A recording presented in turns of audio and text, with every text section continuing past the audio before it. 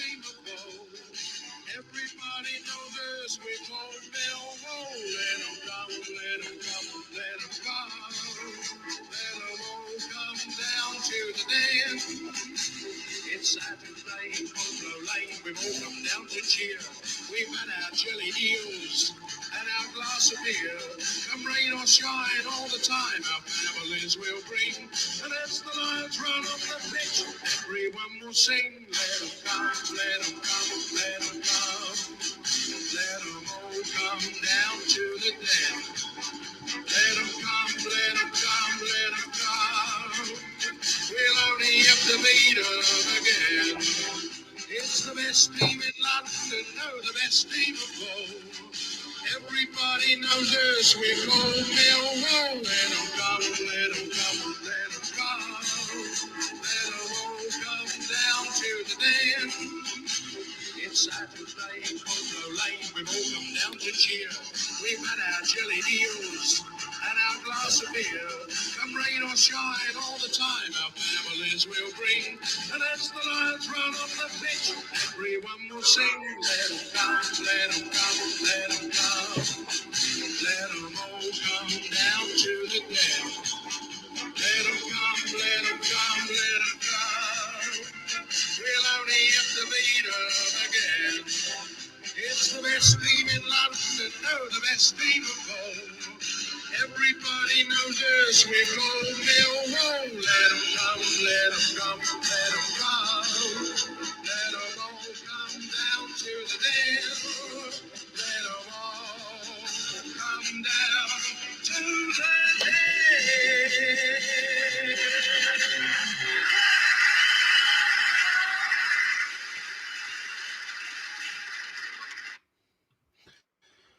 Good evening. Welcome to the Den, mate. It's been a while, and that is totally my fault because every Monday Kenny says we're doing a podcast, and what? And here he is. We're in, Ken. How are you, mate? I'm good, mate. How are you? Yeah, all good. Enjoying your new setup there. You're like ready to go and raring to talk about Millwall. Yeah, I've got a reflector and everything going on in this room. It's out of this world. It's downloaded Chrome, the absolute lot. Good evening, everyone. Thanks for tuning in. Chris Ayres is in Canada on a work trip. I think you live in Canada anyway, Chris. Canada Chris, you are from now on. Waiting for this debate. I saw that go about an hour ago, mate. So sorry if it was slightly late to add to your misery. But Christian Bastinelli, here he is, channel member from Belgium, coming in from far and wide. Numbers are a bit low. There you go. You can't have unbelievable views all the time. I suppose they'll rise. Anthony will be back next week. He's been on adventures, DJing in Ibiza and at festivals, the lucky young bastard. And also Henry is away, I think, on a hike in Scotland.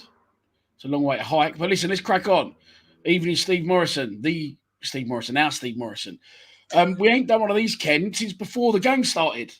No, it's weird, isn't it? Because we was meant to be doing them every week, but, things get in the way. And two, it does feel like we only did one last week. Yeah, I know, yeah.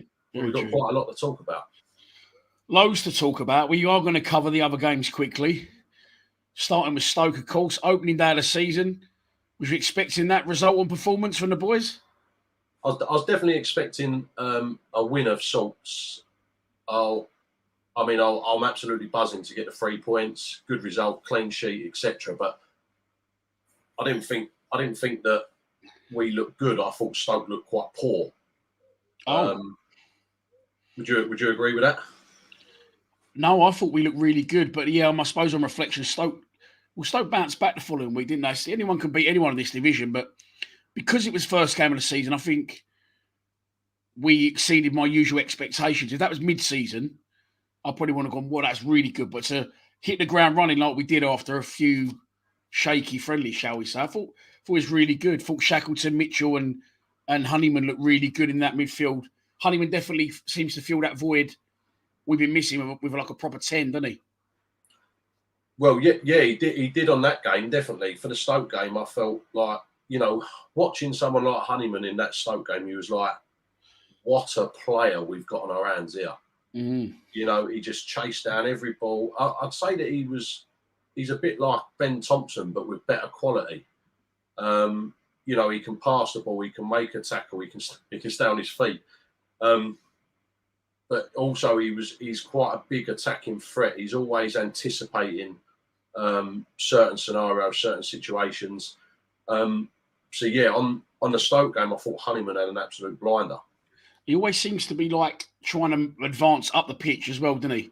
Yeah. And he moves it quick, and then he's trying to move on from where he is forward. He's never trying to go sideways or back. I suppose you have a bit more of a free roll in that 10 to be creative, but fucking, I mean, when we signed him, we was all excited saying we think he could be the one. And obviously, with Fleming currently injured, which we'll get onto later, he does really seem to be he's been a Millwall player for years. The way he's slotted in, but also the way he plays with his like tenacity and endeavour.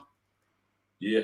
I was super, super excited. I think out of all the signings, I remember Fleming and Honeyman were pretty much in the same sort of time frame. And I think I said to you, actually, I said, forget this Fleming. This Honeyman is a player. Yeah. And I was far more excited about Honeyman than what I was Fleming coming into the team. There's been an early donation. Christian Bastinelli, thank you very much. Good evening, everyone. Good evening, Chris. Good evening, Stephen. Thanks for the stream. Mate, the stream on Saturday, someone was going, why didn't you bring a fan for the laptop? Because that laptop literally started malfunctioning, started glitching out. Where it's so hot. And I was like, I said, mate, I've got that much a wall about that thing to set up on. It ain't fucking Sky Sports. But listen, we're raving about Honeyman, and rightly so, over the first game. We didn't even mentioned Champagne Charlie Creswell, as I was calling him. 2 goals on your debut as a centre-back and a clean sheet. Suppose the only way from there was backwards. Couldn't go any better, could it? I mean, again, you're looking at that first game. I didn't know much about Cresswell. I looked at that show reel that we had of him and thought, yeah, do you know what? Absolutely blinding. Don't get me wrong. I wouldn't say that he was a player that we necessarily needed when we brought him in. I felt like we've got enough at the back already to, you know, I don't know. Yeah, have a player there, but have a player there as a backup instead of a player that's actually going to come in and now looks like he's going to force himself into our back three and be a permanent fixture. But yeah, I mean, you can't argue with coming into on your debut and smacking 2 goals in. Yeah, do you know what? A couple of things there. You was absolutely spot on, and I'm going to pick up on it. You know, I had this conversation with today on the group chat, didn't I? Ballard over Creswell for those listening on audio. Yeah, look, I don't want to jump on him early. He's had an absolute worldie of a debut. You know, Byron Webster scored 2 goals at the Den once. It doesn't make him better than Paul Robinson or Keith Stevens, does it? And I feel like he's struggled since. I really do. And like what you said there about players coming in, I mean, look, we want him. Of course we do if we can have him there at the club. But he's never, ever going to stay. Alex Mitchell, I'm not saying he's in the same bracket, but he's flying at St Johnstone. I think he's had man of the match and a really good performance followed that against Rangers after that. And you know, I still believe that we should have Millwall players in that back three, not just because we should have Millwall players, but I think Creswell's really struggled. Since that game, people may think I'm crazy, but I think Sheffield United really struggled. I thought he struggled against Saturday. And, you know, we've moved away from our back three. And like you say, players we may not need don't fix what's not broken. We're renowned for our clean sheets, especially at home. Yeah, I think I said this in the WhatsApp group. I might revert back to that quite a lot saying that. But the problem is that it's not Charlie Creswell really that's the problem. It's whoever picked Charlie Creswell. Yeah. And one of the main things that we lack in our team is leadership. And one thing that we have got on the sidelines is our captain. But going on to Charlie Creswell, yes, he had a phenomenal game against Stoke, but he's also made 2 mistakes to concede 2 goals in the previous 2 games. Yeah. So that's why Charlie Creswell should be on the sideline, in my opinion, and be a very, very, very good backup if needed. Yeah, I think Rowett's alluded to that he is going to change things tomorrow, and I'll be very, very surprised if he doesn't bring the skipper back in. I mean, again, look, he missed the opening game due to an injury, and I think I'm right in saying that he'd already told Creswell that he wasn't going to start against Stoke. and then Hutch got injured the day before, and he got penciled in. But look, glad that he did. Clearly talented, 2 goals and a fucking strong start. Never looked in danger. Bart really troubled, and we're off to an absolute fly. It was almost, I feel it was almost too, whether we was good or they was bad. I feel it was almost too comfortable at times against Stoke. Yeah, it was easy. It was easy, and wasn't it? Sometimes you look at that and go, right, is this the standard for the Championship? We all get excited. You go, right, well, if we can turn over Stoke that easily, that's it. We're in the Prem, Champions League the season after. And then it all comes crashing back down to earth in typical Millwall fashion. The shit show at Cambridge. We won't dwell on it too long. Teams can lose games and to lower division teams in the cup. I've seen it fucking loads. Oxford knocked out Swansea. Charlton knocked out QPR. It's not a big deal. We're not really interested in the cup. I criticise Rao, but it's since come to light that I think, I'm not sure if I'm 100% right. I'm sure Steve Lees will tell us. Good to have you back, Steve. I've not seen you and Simon Patterson for a while. Starting to worry. But you have to field a certain amount of players who played in the previous league game for the EFL Cup, I think, because they're trying to stop teams from diluting the standard of it. Do you know what I mean? Yeah. Like teams playing cup. So that's a rule, is it? I'm sure Steve can help us out. You've been at the game. There's no excuse. But regardless of that, when Honeyman gets booked in the first half, and Honeyman's as much to blame as Rowett here, you fucking take him off, don't you? And if you're Honeyman, you think, right, big game Saturday, started brilliantly. I'm going to start against Sheffield United. I've not seen the highlights of the game. You couldn't get it, but he gets sent off. Bradshaw gets injured, shooting one out of the ground, and we're all complaining again straight away. We was back down to earth as soon as we was up, weren't we? Yeah, I didn't watch the game against Cambridge. I did manage to find the highlights for the game and watch them. Oh, really? And it was appalling. I'll be honest, I had no interest in the Cambridge game whatsoever until I saw Tom Bradshaw coming off in the 9th minute, and then seeing that Honeyman had been sent off. Like the score, I couldn't have cared less. I wouldn't have cared if we'd gone and beaten them 9-0. Or if we lost, like it wouldn't. To me, it was no biggie. But again, the buck rise with a gaffer on that, and I definitely would have had Honeyman off on a yellow. You can't odds Tom Bradshaw getting an injury after 9 minutes. You can't odds that. No. But still, was there a selection process? Was there an Isaac Alafi on the bench that maybe could have started because he's less likely to start in a Championship game, but he's still part of a Championship squad, Isaac Alafi. I'm pretty sure he was on the bench against Stoke. So there's no excuses for me. No. So we're at the Cup. We go to Sheffield United, and that was just fucking chaotic. 15 minutes gone, 2-0 down, then Bart saves a penalty, keep us in it. And I will say this, as bad as we was at Sheffield United, I think people, I personally overestimated Stoke, but I think a lot of people underestimated Sheffield United. Good side, second year of their parachute payments. They're going to look to bounce back this year because their parachute money will run out after this year, or they won't get any more of it. Probably won't run out. Couldn't spend £30 million in one day unless you're, probably, I was going to say something. I won't say that. Look, they was going to bounce back. They're a good side, and they did bounce back, but we, again, was absolutely shambolic at the back. Cooper and Creswell especially. Discombobulated then. Discombobulation. Do you know when you said that's your video title, I went, oh no. The only time I had to check the spelling of that before I actually wrote it in the thumbnail. Discombobulated. So come on in, explain discombobulation. Explain it. Yeah. It's I think the actual definition of it is disconcerted and confused. So it's a word that I've used loads. I never knew what it meant, and I had to Google it before I said it in my video. But we just didn't look like we had a clue. We didn't look like we played together. There's so much confusion in our team all the time, and it's been like that for 2 seasons because you never have a. How long ago was it since we pretty much knew our starting 11?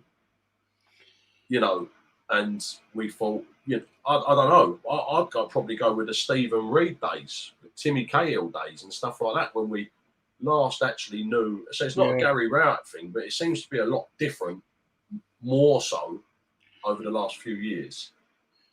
Yeah, I think that's a change in foot. I know exactly what you mean. Like, you go into the game Saturday and you know it's going to be, I feel one side with Reed the other. White and Cahill probably centre mid, Harris up front with Claridge in there, Waldy and fucking Lawrence in the back four, Robbie Ryan, Tony Woolner, who I missed out. The good old days. Don't you make me cry. Yeah. You knew, didn't you? You just knew. And now, I think that's just a trend in football. There's so many players. And Railway's actually said today, he still wants to get one more in. I'm all for. See, this is the thing. Though, I'm all for the depth, and it shows on Saturday. I know we're moving a little bit too far ahead of ourselves, but it shows on Saturday that our depth in our squad can change games, which is something we didn't have last season. So you've got to credit him for that. But yeah, Sheffield United. The minute they went 2-0 up, there was no way we were coming back, because it's going to make me sound stupid saying we've just banged in 3. But we don't score a lot of goals. No. Primarily, we're not set up to score a lot of goals, and we were never going to. As well, just reflecting back on that game, because he did the same thing on Saturday. And Saturday, you can't knock it because he waits late to make substitution, and Saville comes on to score the winner. But he didn't. I thought half time Sheffield United, he's going to Ed's going to roll in there and he's going to change it. He sent them out early, but he didn't make any changes, which is maybe a little bit of either one, stubbornness, or two, a little bit of like, fuck you lot, get out there and sort it. Yeah. You know what I mean? I think it's, again, you go back to previous managers. If we were 2-1 down against Coventry and Neil Harris was in charge, like, you always knew that they were going to come at it in the second half. Like, there was nowhere to hide. Whereas you don't know what's going to happen. Like, I mean, I said again in the WhatsApp group, we'll win this game, but that's because I thought we had the quality to win the game. But you never thought that he'd be sticking one up and to get the job done. That's for sure. And I thought he would have made a lot of changes as well, and I was surprised not to see any. Yeah, I think literally 10 minutes to go, he brings on Bury and Alafe. And although they're maybe not everyone's first choice, or I think Tyler Bury definitely will be now after this Saturday, but they was in the positions. Alafe's a striker, so he went and stood up front with Afobe. And that Sheffield United game, Afobe was fucking screaming at Bennett, going, fucking get over here. Bennett was standing on the touchline. It's weird because he had that little purple patch during COVID where he played up front with Jed. And he was really good, Bennett. And I think he knocked in about 6 goals in 10 games or something like that. But it just didn't work with him and Afobe. And then with Saville, I didn't think Saville was great in the first half against Sheffield United. I thought he was in the second. A lot better. But then Railway, after the game, saying, well, Savs ain't a 10. He's an out-and-out midfield. I'm like, he's fucking not.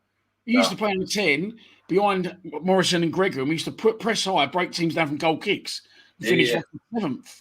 He used a 10. He showed that against Saturday when he come on and scored, didn't he? I'll have to disagree with you a little bit. I thought against Sheffield United, I thought he was really, really good in the first half. Oh, really? But I'm going based on watching it from the TV, maybe different angles, etc. Yeah. I saw him chase down everything. I see him rallying everybody up, pushing the team forward. And I don't know. Maybe the rest of them were playing that bad that he shone out a lot more for me. But I really thought he was having a good game, Saville. And I was absolutely surprised when he got taken off. Yeah, Steve said he keeps dropping too deep. The fans weren't happy when he got taken off. See, I thought he was sitting too deep. And I said it wasn't that maybe he played bad and Bennett played bad. It was just the shape. They wasn't holding the shape like Bradshaw does and Honeyman did the week before. There's a couple of shouts out for Terrace Cole here. You can get 15% off all Terrace Cole clothing. Christian Bassani bought a very beautiful T-shirt. Someone else said, have you only got one T-shirt? Well, I've put 3 videos out today and I've worn a different T-shirt in every single one. So, no. And increased my fucking my bold intake. Right. So if not, you can have this Hugo Boss T-shirt here for a tenner. So then, now it's gone from this typical Millwall, it's Bipolar Mill. It's gone from an unbelievable start to now all of a sudden, fucking hell, if we lose against Coventry on Saturday, heads are going to roll. And then, mate, within 2 minutes, you said in our preview we'd win, didn't you? Did you say 3-0 though? Yeah, 3-0, yeah. Well, you got 3 right. Yeah, someone said Mystic Kenny, but you didn't say 3-2, did you? Yeah, no, I didn't, but I'll take it if people are thinking it. Well, can I say it should have been Mystic Danny because I said half-time, full-time, and I backed it 33-1. Yeah, well done. Yeah, nice. I don't often bet either, so that was a nice little winner straight back out. No trying to double it on the roulette wheel. Fucking great. Had a great weekend on the back of it. None left now. I need to try and win again on Saturday. But yeah, look, the Coventry game, the worst possible start. Team selection, I said in the preview we should have gone with experience. You can't have Hutchinson, Saville, Leonard all sitting on the bench. And the biggest thing I think we're going to talk about is we'll cover the goals in a minute. But I said either start Lafay, start Bury and give one of them a run and say you're going to be the striker until he comes back. He went with Bennett again, which was a really mindless thing to do, unless he's giving him time to gel. But I could see after that one game at Sheffield United, 15, 20 minutes, it was never going to work with him too. Yeah. But he starts with Bennett again, and I think he's had a touch really, right? Because Bennett injured, now out for 8 weeks, and that forced him to bring on Bury, which changed the game, didn't it? Yeah, it always seems to be the way. You know my thoughts on Rowett. You know, it always seems to be the way that he makes bad decisions, but almost sort of seems to get away with it by something else happening that he has no control over. So, yeah, me personally, again, I would have started a Lafay. I wouldn't have started Tyler Bury, to be honest. So, after watching him play, if I had the choice, then I would have done. But I would have started a Lafay up with him because he don't look that bad at Lafay, actually. From when he played or come on for them 10 minutes, he had 2 opportunities. The Cambridge game, people were giving him a lot of grief, but I look at it and go, well, hang on a minute, he was in the right place at the right time. Afobe doesn't do that. Bradshaw is good at that. Yeah, if he was a striker, I saw a thing, I don't know if you saw it with Steve Morrison.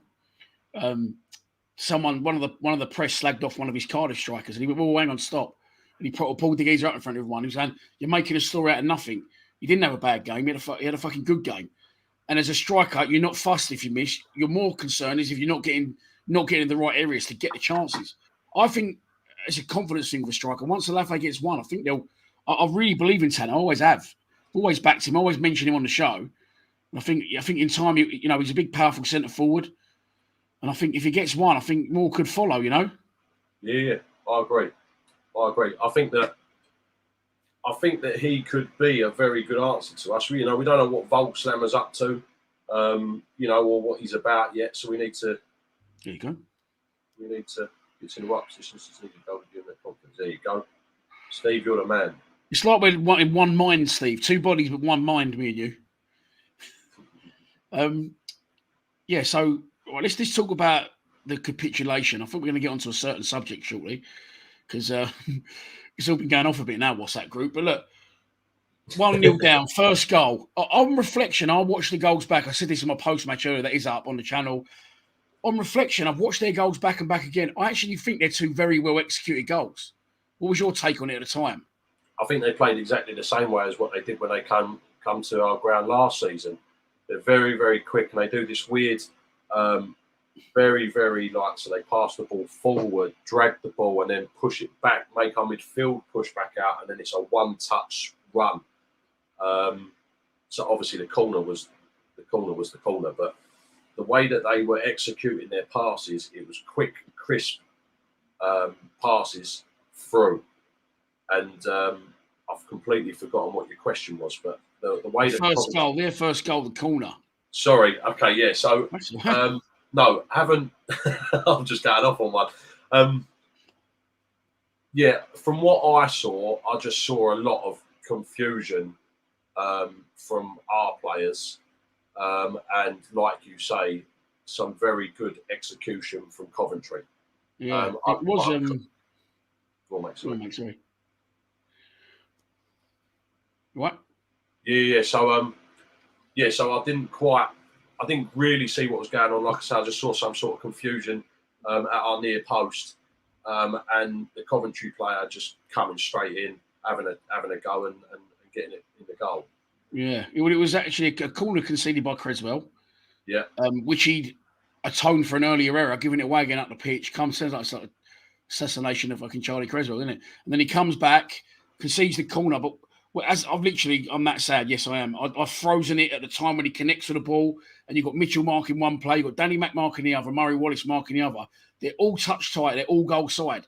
But the cornering is good. The guy Danny Mac goes, and the guy's got the way Danny Mac cuts him off. He's got nothing to aim at, the guy, and he just gets a tiny flick on it, flips over him, and then the other guy gets in front of Murray Wallace, fires in. I said Mason Bennett was on the front post, and he drifts out.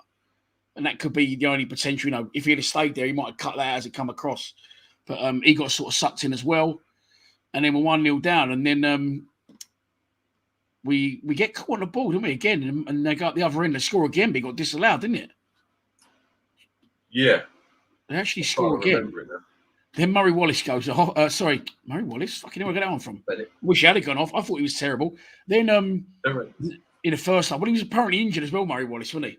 Yeah. So he wasn't expecting him to play. They said that the day before the game he's taken a knock and not expected to play. But I don't know if he played through the pain barrier or whatever, but he played. And then they get the second goal again, sweeping move, cross in, good connection, you know, stretching from their bloke, back across bar, 2-0. And then, you know, the grief starts and you start getting people saying, Billy Mitchell's shit. Billy Mitchell's shit. And I'm like, well, hang on. We're 2-0 down, right? His job's to protect the back four. Neither of those have come from his central area. They both come from wide areas. One was a defensive mistake followed by a set piece. And the second one, the guy's got him behind Danny Mac. So at what point, all right, he may not have been playing great, Billy Mitchell, but he wasn't as bad as Shackleton in the first half. He wasn't as bad as Murray Wallace in the first half. Scott Malone put out an article last week saying he wants to play in the Premier League with Millwall. I actually laughed out loud when I read it. When I saw the headline, I went, what? I lolled. That's exactly what I did. He could be lucky he's playing in the fucking Championship. So when we're 2-0 down, and I've seen it on Twitter today, there's a poll out saying, should Billy Mitchell be in our first team? What's he got to do with Billy Mitchell? What's the 2 goals at Sheffield United got to do with Billy Mitchell? What's the 2 goals against Coventry got to do with Billy Mitchell? As I said, he might not have played outrageously well against Coventry, but Shackleton was miles worse than him in the first half. Yeah, look, I'm gonna throw it out there, and I'm really strong about this because last season I was somebody who didn't necessarily rate Billy Mitchell, and I still stand by what I said because I thought it was always based on instruction, not his ability. But I just didn't understand it. I mean, I was in the Cold Blow Lane end. And I was listening to people just having a go about Mitchell. And I'm watching the game, and maybe I watch it differently to everybody else. But I'm telling you now, Honeyman was not interested in playing that game of football until he scored. Shackleton was not interested in playing football until it looked like we might get something out of the game. What about Benik? I'll rate Benik though. This is why I find it quite weird because I seem to rate players when other people are slagging them off. I like Benik, but he literally fell over every single time the ball come near him on Saturday. So again, you know, you defend from the front. But why is Billy Mitchell getting pelters? I don't get it. Billy Mitchell at run, honestly, I don't know how he was still standing at the end of the game, and I don't know what game people were watching because he was running his socks off all game. Also, what we seem to forget, he got a couple of them wrong, but every single pass that Billy done there on was a forward pass.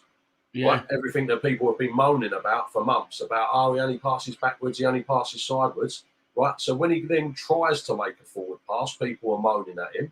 Right. Yeah. He's standing in front of that back four, which, by the way, is rubbish at the moment. Cresswell's making mistakes, and Jake Cooper's got the turning circle of a lorry. So Billy Mitchell's not only having to support 2 very poor midfielders in front of him, but he's also having to support 2 very poor centre-backs behind him, right? And I'm not having it. Especially for that game.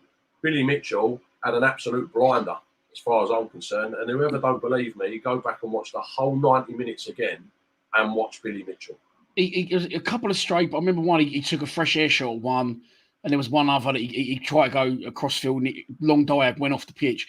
But what it is, Rowett tries to move everything through him, so he gets a lot more of the ball. And he does try and play full passes now because we're playing a 10. But it's funny you should say that about him, because look at this, what I saw earlier. You can't really see him, it's sort of cut out. You see Mitchell in the background, he looks absolutely fucked. Yeah, he does. But there's a better shot of that. It's like a further out shot, and they're like, he's just like standing there, looks like fucking hell. It's where he's run his absolute bollocks off. Honestly, I can't have it about Billy Mitchell on that game. And look, do I think he's Premiership quality? Not necessarily. Do I think he's the answer for Millwall? I'm not sure. But what I can tell you is that game against Coventry, honestly, and anybody who wants to challenge it, before you do, go back and watch that game and watch Billy Mitchell for 90 minutes, run his absolute bollocks off, and cover midfielders and defence all game. Legend Mick Robinson, thank you so much for the donation, mate. Right, so we've covered this. I mean, by the way, let's talk about the atmosphere quickly before we move on to the comeback. We've got to give fans this fucking lower tier, haven't we? I mean, obviously, I'm up that end. Could you sense the atmosphere was fucking improved? Sorry, say that again, mate. I didn't hear that. From Coventry having the lower tier. Could you sense that from up where you was? Yeah, it was brilliant. Yeah, I was right by it, but obviously you was at the Colbo Lane. Yeah. I thought it was absolutely magical. The fact that it's the first time really that you've got all four stands are being full up, not necessarily full up, but it's nice to see fans on that lower tier. And it makes for a much better experience for everybody, I think. Yeah, mate. It was like the atmosphere was fucking horrible. Like, it was brilliant, but it was like fucking intense. I think I said in my post-match earlier, like vile, fucking hostile, like fucking intimidating. I'm home. I've fucking been going to the den since I was the new den since I was 13, the old one since I was 6. But it just like I didn't hardly read any comments off the live stream once. I couldn't fucking see anything. My computer was turning into fucking coffee, just like melting. But like, it's just everything was going. I've got loads of like cutaway videos, like telling what the Jimmy Savile one, they're giving him shit. But it's just really, really good. I know. Yes, they said nearly 100,000 on TikTok. Trying to get it to 100k so I'll get monetized. But anyway, hashtag pay me. But look, the comeback starts and it's a lifeline, really. I mean, it's bad goalkeeping, and he done really well with the keeper after that, actually. But it's an absolute standard free kick we always do. Malone hangs one up. Cooper tries to get the flick on, which he does, and usually trickles through to the keeper, or goes off the pitch. What is as a fellow keeper yourself? What is the keeper doing there to let us back in? I don't know. I was listening to another podcast last night, I think it was, and it was a Coventry one, and he was saying that he's been told. The players were told before the game, whether this is true or not, but Millwall is an intimidating place. You have to get in their face. You have to be aggressive, and apparently that's what he was acting off. So instead of waiting for Jake Cooper to make the header, go out and get the ball instead. But as a keeper, then we use a keeper as well. But if you're going to go and get it, you best make sure you get it. If not, retreat. retreat. Well, if he'd have stood there on the goal line, it would have just literally bounced and trickled into his hands. Yeah, he could have done a couple of the amount of time that seemed to take to go in seemed like a fucking eternity to dribble in, didn't it? And I celebrated twice before it went in. You're like,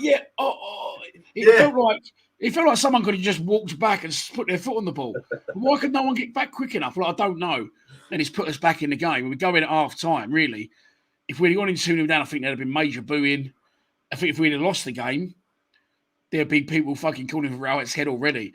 But I don't know. I've just got a newfound fucking... I don't know if it's the players now. We've got extra players, new players, or what it is. But I've sensed that Rowett's got a little bit more swagger about him this year. And I'm just a little bit more confident in him. I don't know why. Maybe I'm just getting used to it. What do you think? No, I am still, as I've said, I'm still Rowett out. I think that some of the games he's done really well, and I still think that he makes some really poor decisions. I honestly, and I'll say it again this season, with the players that we've got, there is no reason why we shouldn't be getting ourselves into a playoff spot this season. Yeah. However, it does depend on the mannerism of our efforts. especially say Swansea away, and especially say Norwich away. Look, So I'd for people rather, who ask, always that's the wine. Trivento Malbec gone. I would rather go to Norwich and lose 4-0 and give it a go than just pour out a 1-0. Maybe that's why I'm not a Championship manager, and he is. But you know, it's these decisions. Bennett over a Lafay or Tyler Bury on Saturday. I'm glad you picked it up because I just glazed over it. Obviously, Bennett, the way he done his hamstring injury was ridiculous. We'll get on into him in a minute. But that actually forced Rowett's hand. Why is he starting over Bury? Bury comes on and does that. Do you know what I mean? Yeah, it's a joke. I don't understand it. Now, I mean, I did applaud Bennett Kofobi on Saturday because, I thought that he put a lot of work in. I see him quite a few times chasing back to win the ball when the midfield was unable to do it. And that's why, but don't get me wrong, I weren't applauding him for him, him trying to take a shot on or getting in the right position, but just his work rate was good.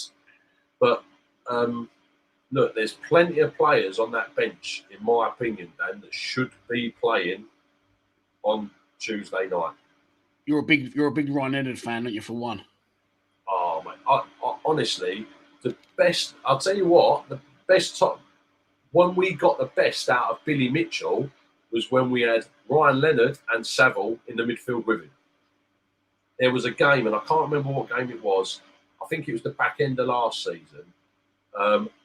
Honestly, it was exciting to see. And I swear Gary Rowett does it to wind me up because he puts him everywhere other than in midfield, which is where he's best placed. Yeah. Centre back he was Saturday.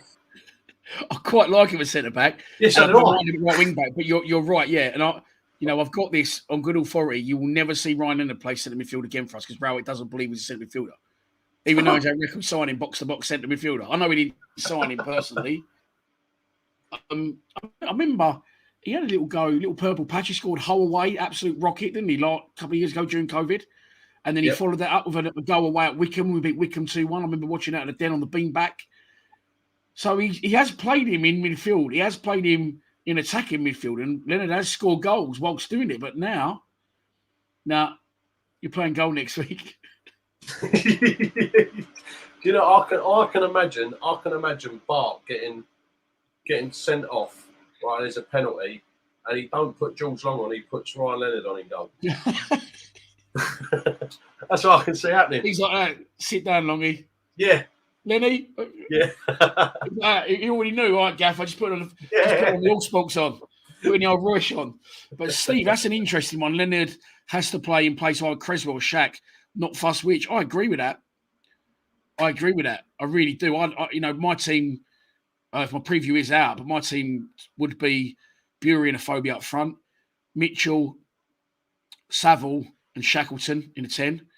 And then I'd have Leonard, Hutchinson, Cooper, 3 centre-backs, Murray Wallace left wing-back, Danny Mack right, and Ryan Saville and Bart Bolkowski in goal for Tuesday night. I think he has to make changes.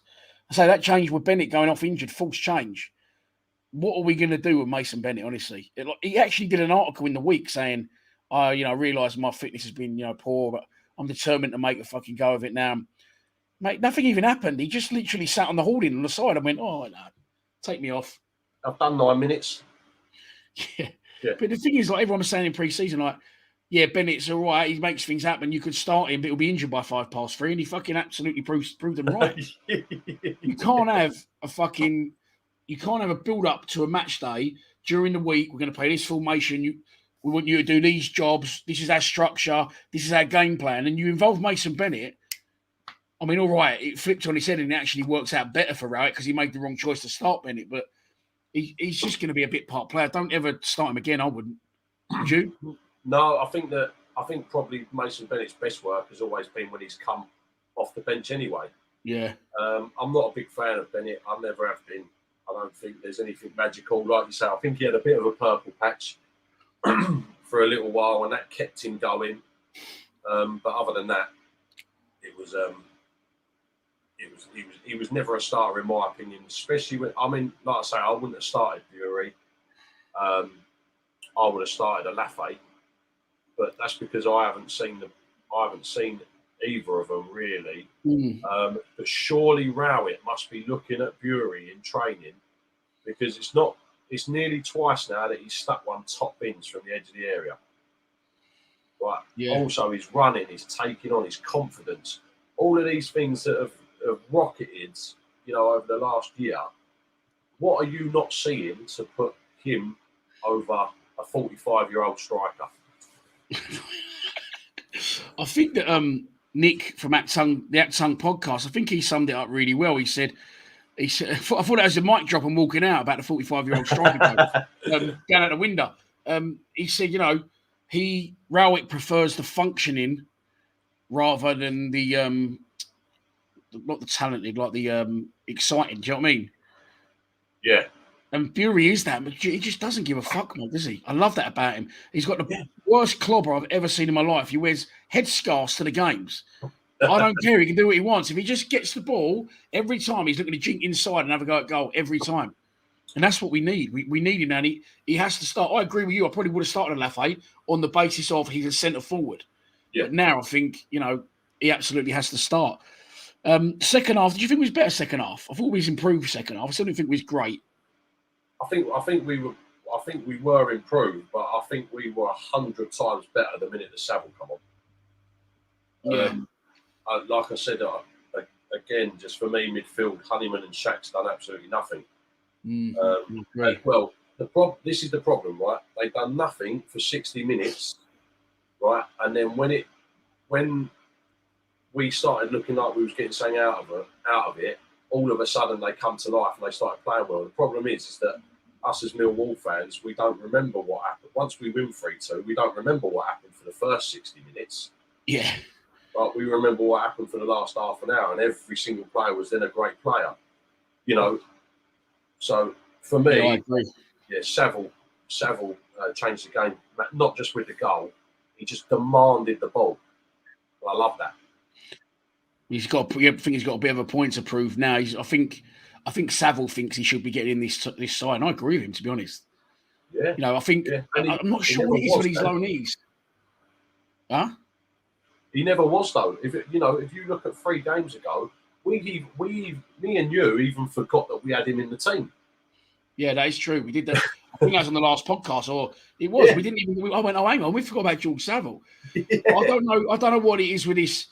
It's nothing against Shackleton, but the way you've brought him into the central midfield. You think we'd signed Roy Keane? Like, he's come straight in after 2-3 days of training.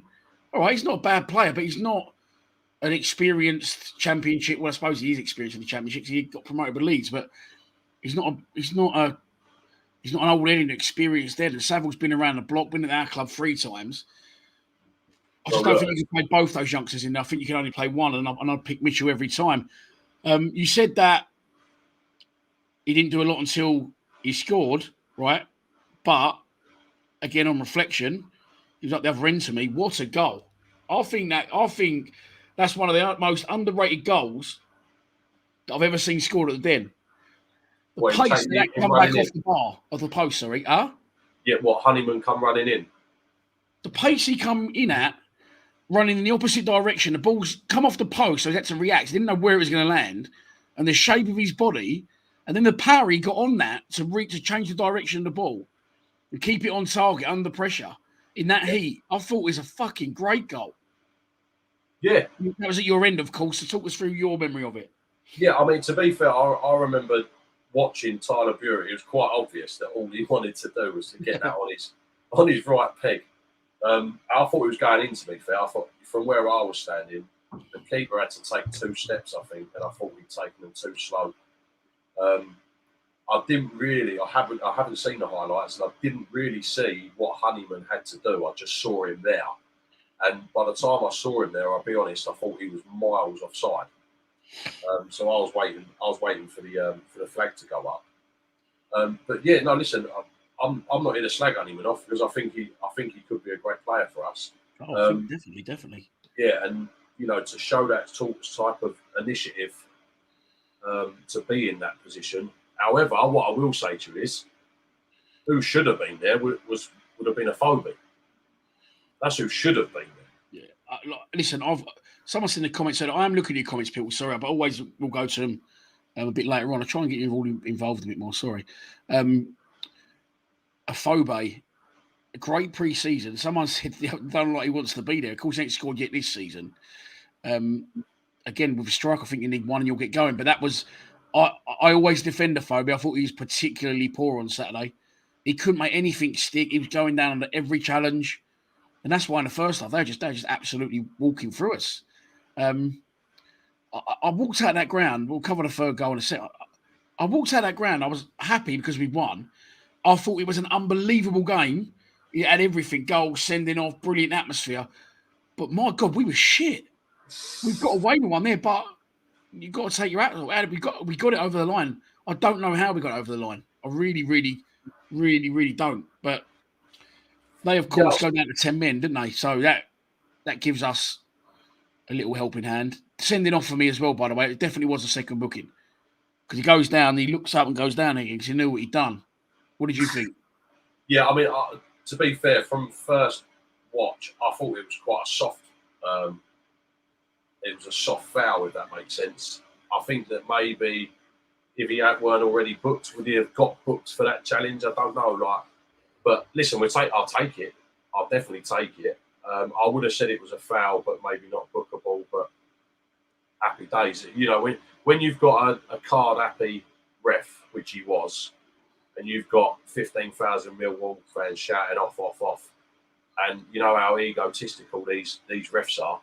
Yeah, he's going, isn't he? He's going. You knew he was going anyway. You know, he loved it. Yeah. Baz Lee says he played 42 games for Leeds when he went up. Yeah, that's fair enough. That's also a good point. But Leeds played a different way to the way that we play. You know, the thing is I totally get that about Shaq. He was great. Yeah, Shaq was good against Stoke. He really was good against Stoke. But I'm telling you now, the Honeyman and the Shaq that I saw against Stoke were not there against Coventry. So, thing is, with Shackleton, he was really good against Stoke, and I was saying, fucking hell, we got a player here. I just don't understand why he's played every minute of every game. We've got so many players queuing up to get in that midfield, especially players that have played at the club before. Maybe Rowett don't think they're good enough. Maybe there's an agreement with Leeds. He's got to play a certain amount of games. I don't know, but would I take the option to buy him? A little bit early to say for me on that one. I just think we've got other central midfielders and other right backs that aren't retiring anytime soon and are probably at the same sort of standard. So right here, right now, I'd probably say no, unless he massively, went fucking Tim Cahill on us. Do you know what I mean? Would you buy him right now, Shackleton? No, not right now. I wouldn't. I think you can't. Personally, I don't think you can have Shaq and Billy Mitchell in the centre mid. They're like 3 foot and a fag paper between them. Yeah, a little. Do you know what I mean? And they could get bullied in there. There's some big, experienced midfielders in the middle there, and they could be in trouble.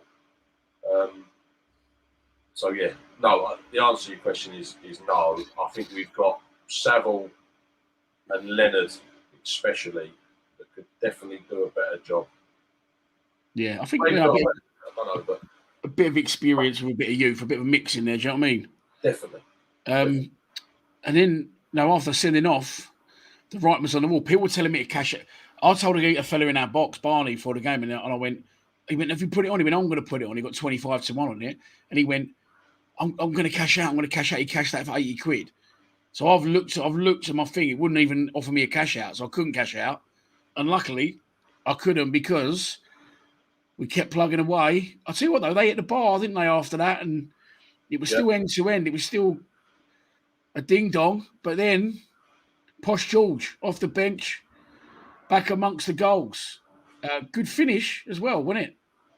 Yeah, do you know, it was very, very composed. He took it really, really well. And by the look of the highlights, he looks like he's had to put it through 2 players. Yeah. To the defenders. So, but again, by the way, Phobie set him up for that. Well, did he? Because I thought Shackleton put it in.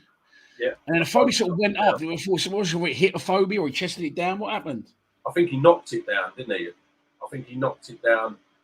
to his feet. He's just rolled it out his feet and then taken the shot. From what I understand, that's what I saw anyway. Yeah.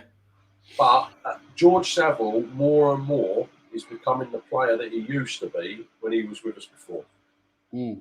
And it's down to Rowett and the staff and the club now to either let him continue to keep going the way he's going, or not. It's down to them, isn't it? Yeah, he's definitely. I mean, especially now we've got that 10. We've changed our formation. That 10, he could definitely do that job. I know Rowett doesn't think he can, but he could. Definitely could. He's got a knack of arriving late in the box, which he didn't do there so much, but he used to do it a lot when he was here last time. So that's the game done. 3 games, 2 wins. Not a problem. No draws. Of course we don't draw because we're bipolar Millwall now. We used to fucking... Remember that meme last year, Gary Rowett draws, and it was like the Jaws thing? Yeah.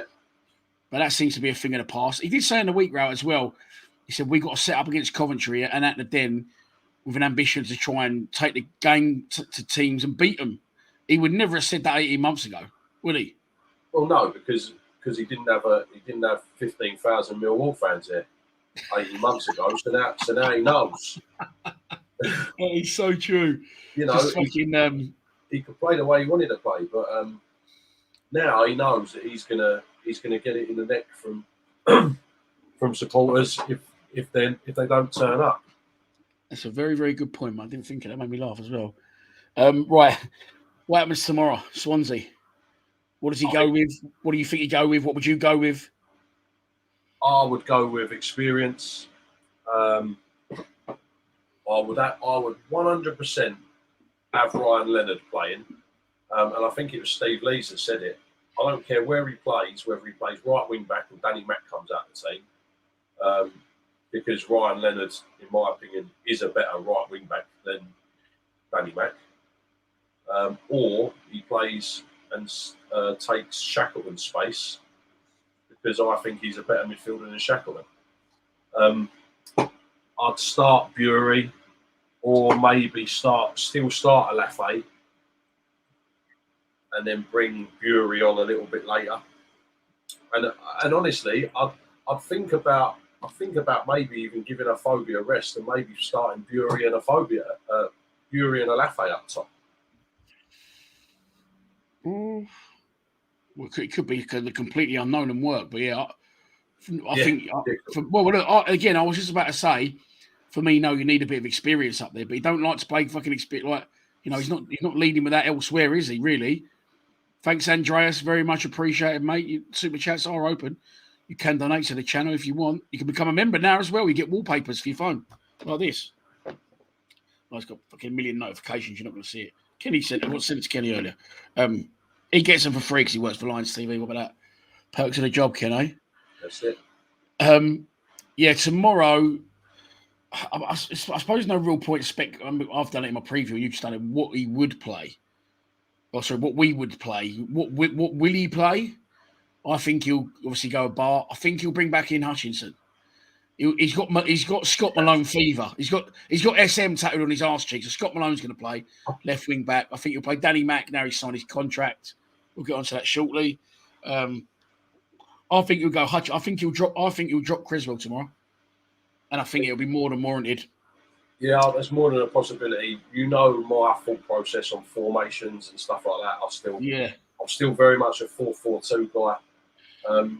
I honestly believe Tyler Bury for me is no striker, by the way. No, I know. That's why I would have started Alafe the other day, but I think what he's doing, you can't argue with Bury. Do you know what I mean? He's got to play, and we don't play. I know you're saying play him on the wing, aren't you, and have wingers. Yeah, definitely. I'd have Tyler Bury left or right wing, and then give this Volkslammer. He's meant to be a target man. What I can say is Tyler Bury's delivery was a lot better than what it used to be as well. Because I don't know if you remember Tyler Bury last season, because I didn't rate him at all. I thought he was awful. I thought he sprinted he'd done another Ollie Burke for me. He sprinted in a straight line all the way down to the byline and then fell over or didn't cross. Whereas now he looks so much calmer on the ball. And if he can to get down that wing with his pace, with his skill. I think he could be a lot better than Jed, in my opinion, if we played him as a winger. If we play him as a striker, we'll ruin him. In my opinion, we'll ruin him. I can't begin to tell you, right, because I've watched the 23s for a long time. I can't begin to tell you how fucking bad Tyler Bury was. He was horrendous. He was a terrible footballer. He would get on the ball with the 23s and he would just run up his own arse or run and fall over or just kick it out the training ground. I couldn't believe he was even in the 23 team. And me and my mate would be like, what the fuck is he doing? Why is it? And he just had to believe. He just get on the ball and do it all over again. I can't believe now how much he has improved from where he was. So for me, again, now you've got to look to the future. And Stephen Ball saying they play Topolodge tomorrow. We're not going to go up. We're not going to go down. So we need players that are ours and players for the future. That's a big argument I've got with Billy Mitchell as well. I think Billy's a great player, but he's 21 years old. Right? So imagine him when he's 25 years old. When he's 28 years old, he's had 5 to 7 seasons with us. Same for me now with Bury over Bennett. Bennett looks about fucking 45, but he's not. He had an uphill paper round as a kid, didn't he, in Chernobyl? But Bury, he's young, he's raw, and I've seen how far Bury's come. He was so bad, honestly. Now he's got to where he has. I strongly believe now that if he can do what he's done and get to where he has, honestly, you couldn't believe how bad he was. There's no reason he can't go on again and become the next Jed Wallace. I'm not saying he will, but his progression in a very short space of time has been phenomenal. Now we have to get him in that team when we can. You have to give him some sort of consistency now. Yeah. He's come on with only 10 minutes gone and changed the game for the whole 80 minutes, in my opinion. Not at any point in that game did I think, he's got the ball. Oh, here we go. I actually was expecting him to do something with it, make something out of nothing, And we haven't really had that for a little while, have we? Probably since Jed, and not since Jed was at his best, because Jed wasn't at his best. But there was something else as well, Dan, that someone said to me. I think I said it as well, probably a few months ago. His last season, if Jed had a bad game, the whole squad had a bad game. Whereas now we've got so many individuals that are starting to gel as a team that it doesn't matter. So it doesn't matter if Bury has a bad game, because we can take him off and we can put someone else on. Or if a Phobie's having a shocker, we can put Won't You Be My Volk Slammer on. Do you know what I mean? Like, whatever it is. We've got some depth now, mate. It's good. Charlie, how are you doing, mate? Interesting selection there. I was just reading that. Bart in goal, Danny Mack right wing back, Charlie Creswell, Hutchinson Cooper, Murray Wallace left wing back. Well, Malone's out the side, so I like it straight away. Leonard and Mitchell and Saville I like that at midfield. But the problem you got is there's no George Honeyman in there, which is surprising. And then a Phobie and the Slammer up front. Right, let's talk about him. Do you want to sing your song, Ken? You sung to me down the phone when we signed him. Oh, won't you be my Volk Slammer? I didn't think he was actually going to do it. That's not my best voice. That's not my best voice. He don't like to mention that he was once a singer in... What do we make of it? This guy, of course, we haven't seen him yet, and we're not sure if he'll be part of it tomorrow because his work permit is still waiting to come through. The club have said they're working hard to get it sorted in time for tomorrow. Whether they will or not, we'll say they do. Ken, do you start him tomorrow, and what do you make of the signing? I think I don't know anything about him. Absolutely nothing about him whatsoever. There's not even a show reel of him. You can only go on what people have said on places like Twitter. So you can hardly believe that. I don't know, but I'll tell you what, we've obviously paid some money for him. We've gone abroad again.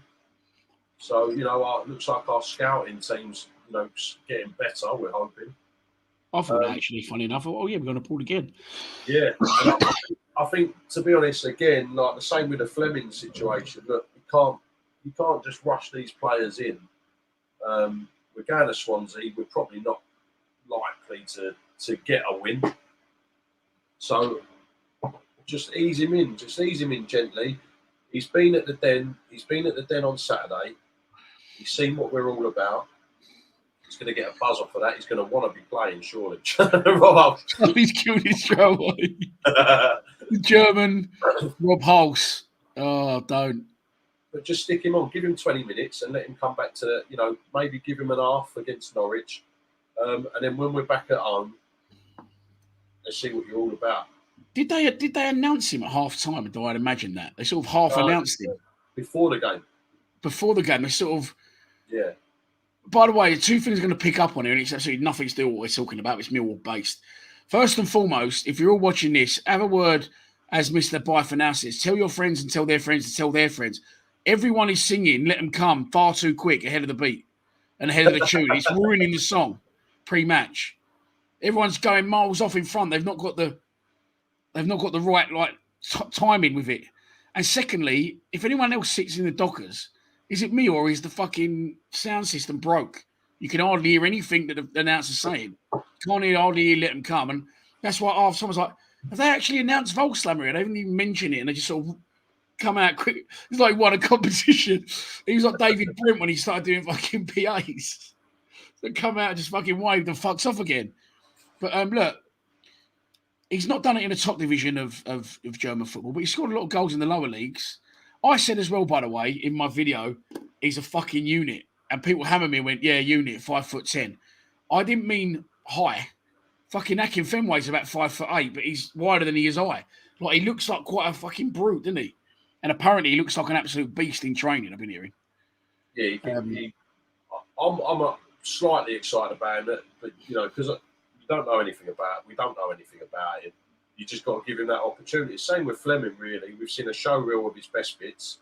But we haven't seen him play, really. We just need to ease these players in. There's no rush.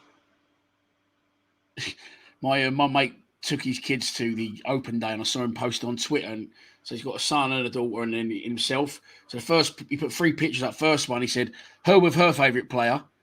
And that was Danny McNamara. And he said, him with his favourite player. And it was Honeyman. And he went, and hopefully not the next Stefan Meyerhoff. It was fucking Fleming. Oh, the German Rob Hulse. I'd rather him be the German Steve Claridge. Like, come to the club late. I don't know. I've got a feeling he might do all right. The German Matt Smith. Says Jamie Cho. I see your old man, by the way, James. Yeah, that'll do. Oh, yeah, your mate, Matteo. You've got a lot of love for Matteo. Jamie, I met your old man on Saturday, by the way. Shout out to you. Just fucking had a right chat with him. Good guy. Oh, Willie West Ham. We don't want no Willies on here, no dick pics.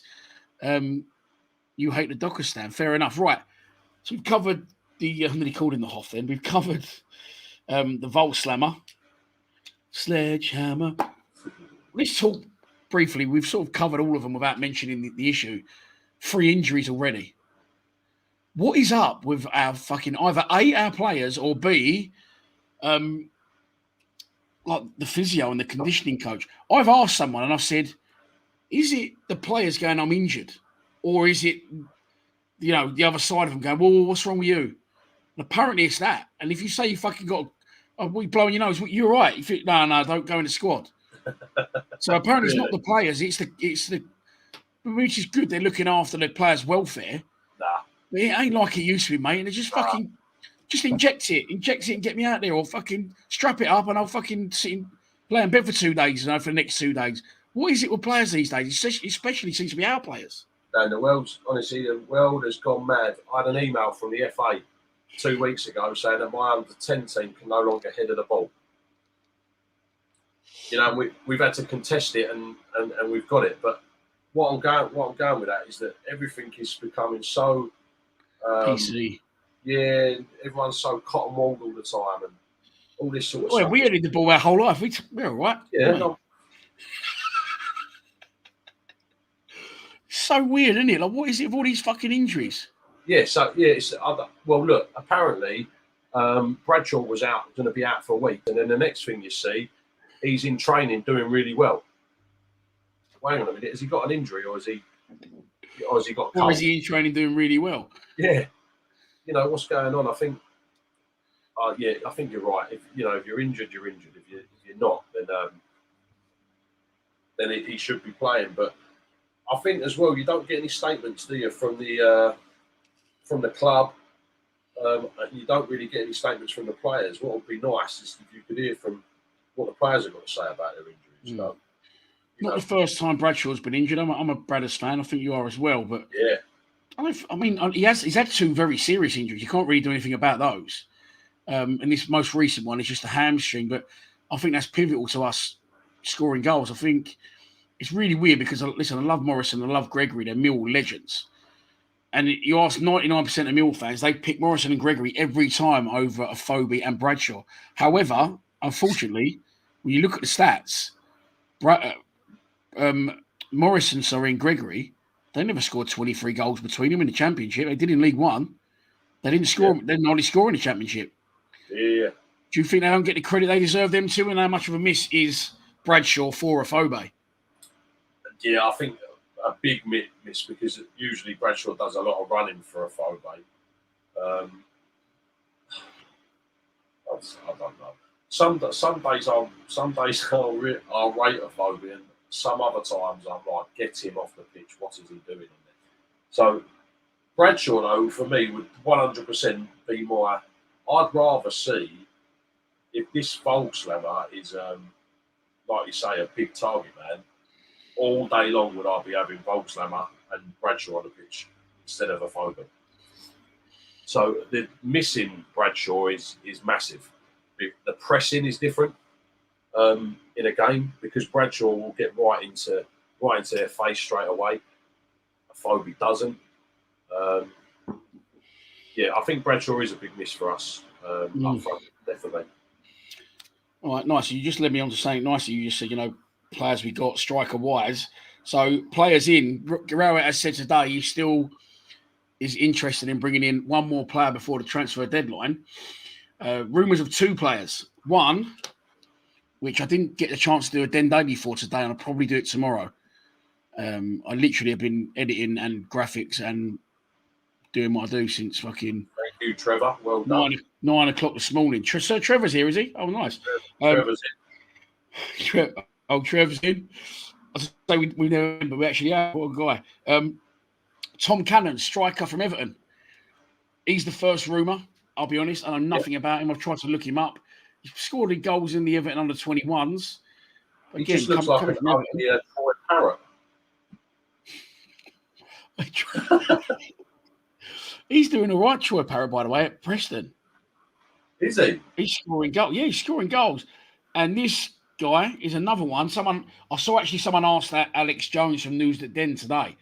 Any truth in this guy? And he went, I'm preparing an article now for News at Den. So I'm expecting this to be out tomorrow. Doing his best Saltbound impression. Do you want to pronounce his name, Ken, or shall I do it? I don't know who he is. I've never seen him before in my life. Who is he? I told you before we started and you went, easy for you to say.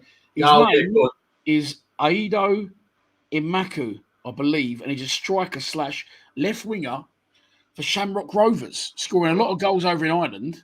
Hasn't got a Wikipedia page either, though. Neither has Tom Cannon, so it's difficult.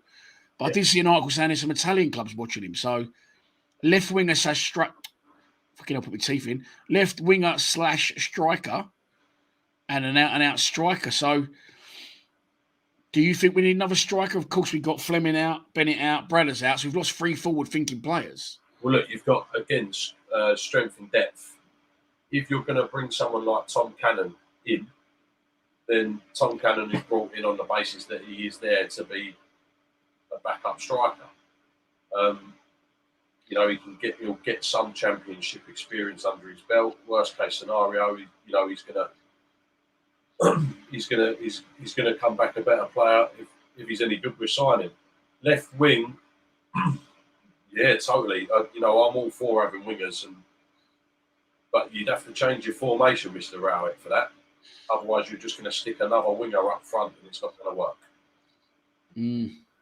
Yeah, I'm just looking. Mad Mike saying left-sided players needed. A lot of people touting Bessart Topolodge. Again, look, I've been watching Bez a long time, and the under 23s are at home tomorrow at the Den against Barnsley. I think it's a 1 o'clock kickoff, so I might well go to that because I've got to put to Bromley in the morning anyway. Before I head back down to sort of Canberra Sands way to watch the game with my old man tomorrow night. I'll be streaming, but Yeah, Bessart Topoloj, good. I've always rated him, but let's not start as much as I like Bez, and I've had a chat with him a few times personally, and see him actually see him in Bromley the other week. He couldn't go in and start right here, right now, and be a regular starter at left wing back. But I like people's excitement for it. I like people, saying let's get the youth in. I'm all for it, but we couldn't just throw him in at left wing back and he just take over from. Well, actually, he couldn't be any worse than Malone, to be fair. But striker, yeah, I mean, I don't think we need a winger if we don't play wingers, because what we're currently doing is playing wingers up front. So if you're going to get someone, get a striker. A lot of people are saying this guy looks good, and the Irish Zaha, full of tricks. People are saying there's show reels of him. The Irish Jermaine stuff. These are all going off tonight, aren't they? But yeah, I mean, Italian clubs are after him, which probably mean we'll fucking get gazumped. Who knows? But there you go. All right, well, look, let's wrap the show with a bit of news, a bit of good news that's been fucking hanging on and been dragged out longer than Game of Thrones did. Today, the deal was done, finally. He's one of our own. Someone put he's one of our own for the right amount of wages. Danny McNamara finally signs his contract after months of Willie, won't he, QPR putting in fucking bids of a box of tracksuits and fucking 5 bottles of Moe. Finally done, Ken. What do you think the delay was? I think that Danny. Don't say anything I told you, obviously. I think that Danny Mac had a good season last season. I think he's seized the opportunity to try and get some more money to play for his team. Look, we got to remember that. Look, I'll support Millwall, obviously, Dan. Yeah. And if I was Millwall's number one, I'd want to stay there. But if I was earning, $5,000 a week for Millwall, and someone come in and offered me $20,000 a week to go and play somewhere else, well, I'm sorry. As much as I love my football club, my family comes first. And I think that's what he looked at. Is there an offer? I want to stay here. This is what I want. And if you can't give me what I want, then I'm going to start looking elsewhere. And that's why his agent started pushing, QPR and things like that, I suppose. So, look, you're spot on as well. Everyone's got what they wanted, which is great. Yeah, and I always said, put the extra couple of grand on, right, and then sell him when the time's right, and fucking add that on the fee. You'll get it back. I think he just got a little bit about pride in the end, and the club come out and said, we've offered him a very good deal. And like you're saying, you want to play for the club you support, but money talks, and it's life. Do you know what I mean? But at the same time, what you said is spot on. He thinks he's worth that. Also, my argument would be, maybe it's not right, well, hang on, Scott Malone's on treble what I am, and he's shit. And I'm the other side of wing back, and I'm miles better. So if he's on that, I want at least that to get near what he's on. Yeah, but that's what you do as a footballer, isn't it? And also I'm 6 years younger than Scott Malone as well.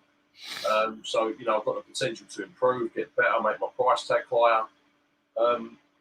Let's not have any doubts with people like Danny Mac, Billy Mitchell as well. The long and short of it is maybe Millwall through and through, but they have families to look after, a future to think about, and whatever it is. So, spill the beans, Dan. I think right, Stanley just did it. It was absolutely everything to do with money, mate. Trust me. But rightly so. He's good at his job and he wants what he wants. Is he that good as everyone thinks? See, this is what I think I'm going to say. Huh? No. See, I like him personally, but I don't think he is. There's something really weird that's happened here, right? I'm going to put it out there. Him and Billy Mitchell have come through, right? And I do know them both personally. To me, it seems like Billy Mitchell is the hate scapegoat and Danny Mack's the hero amongst our fans. Yeah, it's how it seems. Danny Mack can do no wrong and Billy Mitchell can't do anything right. Danny Mack's really good. He's really improved. The Flying Irishman, I love him in our team. He's only going to get better. But his final delivery isn't great. That needs to improve. Someone called him the next mile on Romeo the other day. That's harsh. Because no one wants to be the fucking reincarnation of that guy. But is it? Go on. You take the stage then. You said no. I think he's quite Millwall-esque. He definitely wears his art on his sleeve. You can tell that he definitely is Millwall, but I think sometimes being a Millwall boy supporter hinders you. To be honest, so, I really do think that.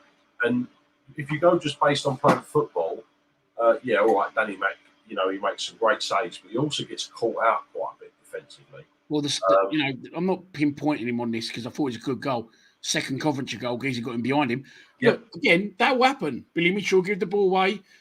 Set pieces, we'll all mark who we're supposed to mark, but goals can still come, and eventually wingers will get past fullbacks.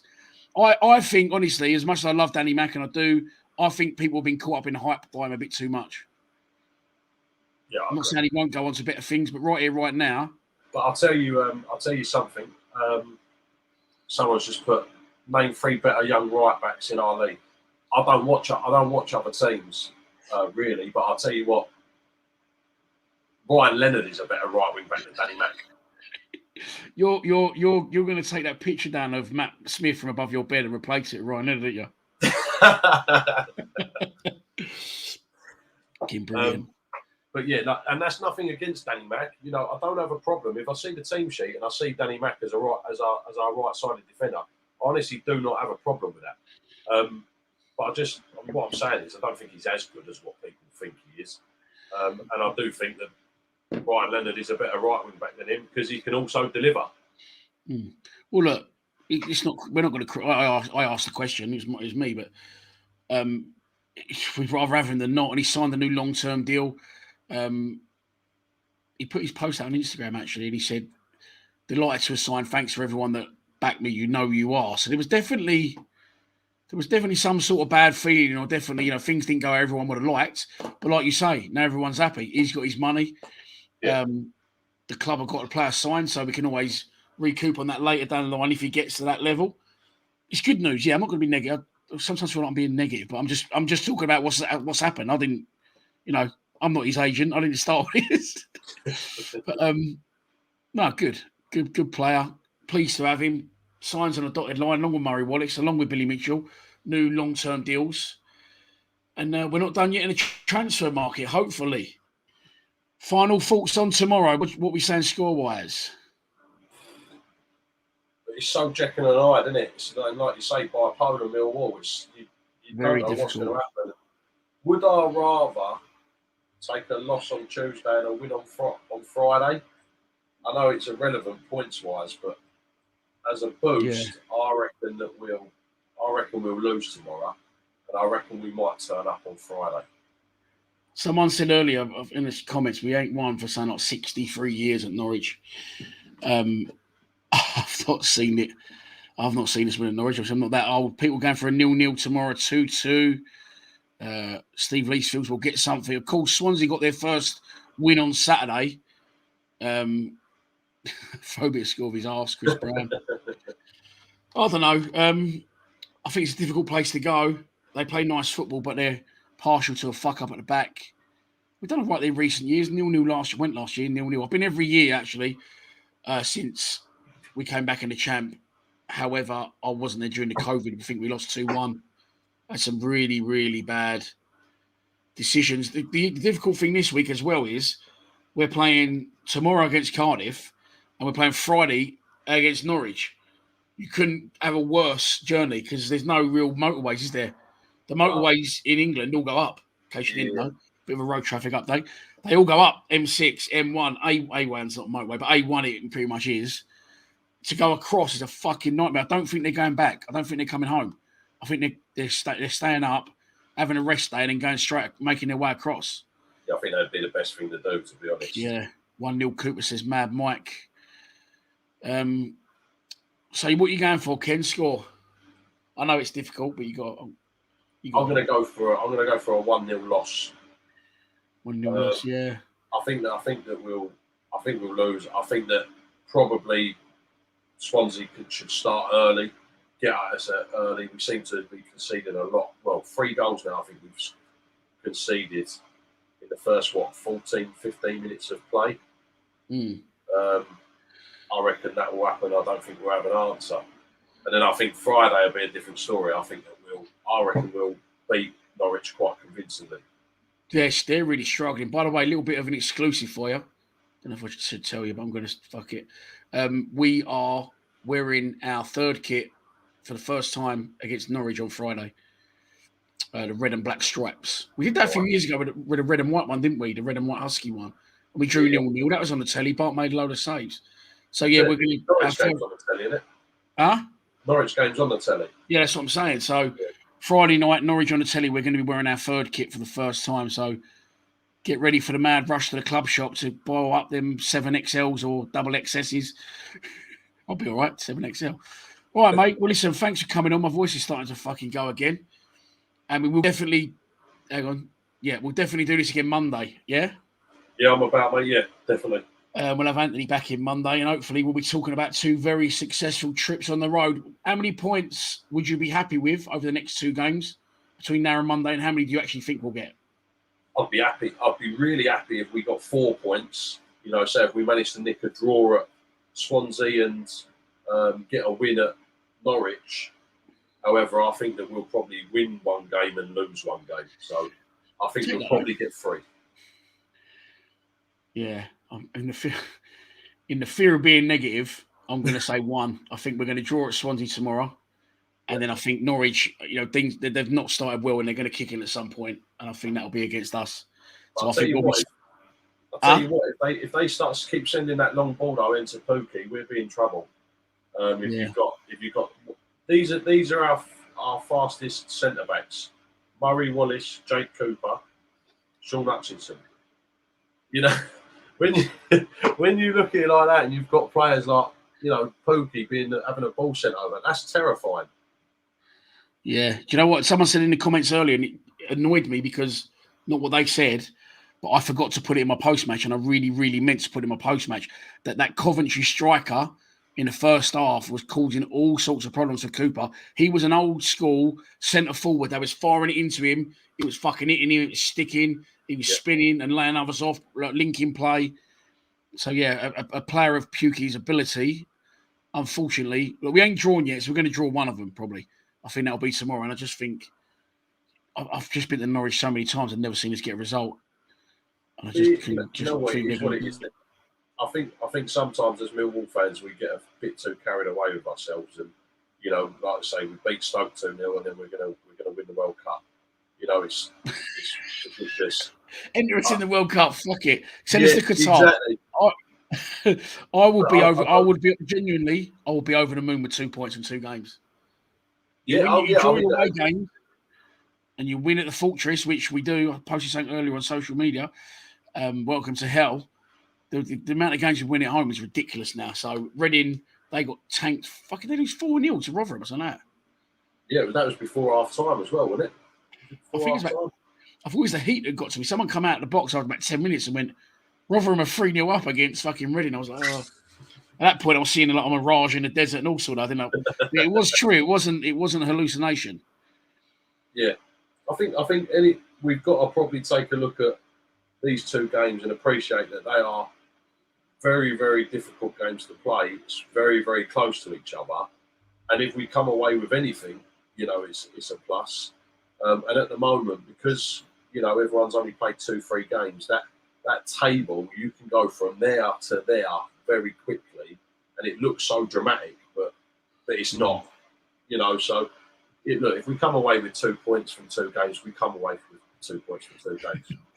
Carried away, the old gits. We definitely know. Yeah, Millwall rubbish, man. No, which one?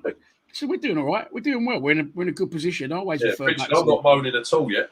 Listen, we moan to keep the fucking levels up. I used to work for my man for years. Bother life at me every day. And the day I never worked for him anymore, he went, "Yeah, it's a shame you're really good." I went, "You've absolutely given me dog's abuse for 16 years.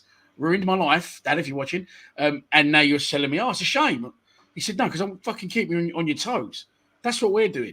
Thank us, because if we wasn't miserable every week, we'd be where fucking Southend or Bradford are now, or fucking whoever else is down in the doldrums. But no, all right. Cheers, everyone. Thanks for tuning in. I'll be live streaming again tomorrow night for the game. Not going to Swansea, but our old legend of a sponsor up there in the top right, Regal Elevators, is going. I was considering it, but it is not happening. I'm going to stream the game, and I might go and watch the 23s tomorrow at the Den.